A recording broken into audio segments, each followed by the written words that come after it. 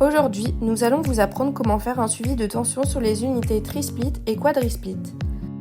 Sur les unités nouvelle génération, ce suivi de tension est nécessaire lorsque toutes les unités intérieures ont une erreur de communication, un opération, un timer. Pour les anciennes gammes, voir les livrets code erreur. Après avoir retiré le toit de l'unité extérieure, dévissez la façade avant et effectuez une pression vers le bas pour la retirer. Prenez la tension entre neutre et terre. Cette tension ne doit pas dépasser 5 volts alternatifs, sinon elle pourrait être la cause de votre code erreur. Vérifiez également le câblage de votre platine filtre actif. Pour le début du suivi de tension, passez votre multimètre en mesure de tension alternative VAC. Prenez la tension entre TM101 et TM102 en volts alternatifs. N'hésitez pas à appuyer un peu fort, une couche de silicone pourrait vous gêner.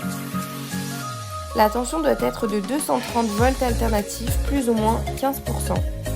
Si la tension n'est pas la bonne, changez la platine d'alimentation, sinon, passez à l'étape suivante.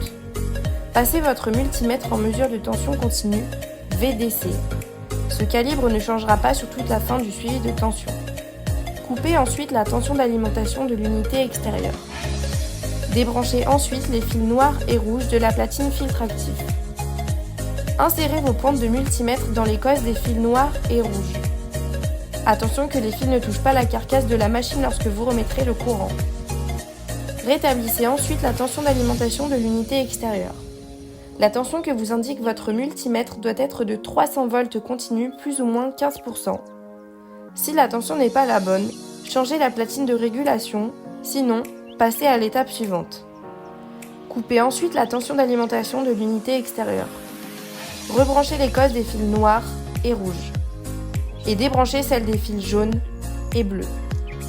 Rétablissez ensuite la tension d'alimentation de l'unité extérieure. Sur la platine filtre actif, prenez la tension entre N1 et P, là où étaient branchés les fils jaunes et bleus. La tension doit être de 300 volts continu, plus ou moins 10%. Si la tension n'est pas la bonne, changez la platine filtre actif. Sinon, passez à l'étape suivante. Puis ensuite la tension d'alimentation de l'unité extérieure. Débranchez les 4 connecteurs déportés si vous avez un tri-split ou 5 si vous avez un quadri-split. Ces connecteurs déportés correspondent à des sondes ou des bobines d'étendeur. Débranchez également le moteur ventilateur, les 5 sondes, noir, vert, bleu, jaune et rouge, et la cause Bordeaux à 6 fils. Rétablissez ensuite la tension d'alimentation de l'unité extérieure. Après quelques minutes, si le défaut reste le même, un opération et un timer pour les nouvelles générations, changez la platine de régulation et vérifiez les valeurs ohmiques. Si le défaut change, vérifiez les valeurs ohmiques des éléments et remplacez le ou les éléments qui n'ont pas de bonne valeur. Les valeurs ohmiques sont en description.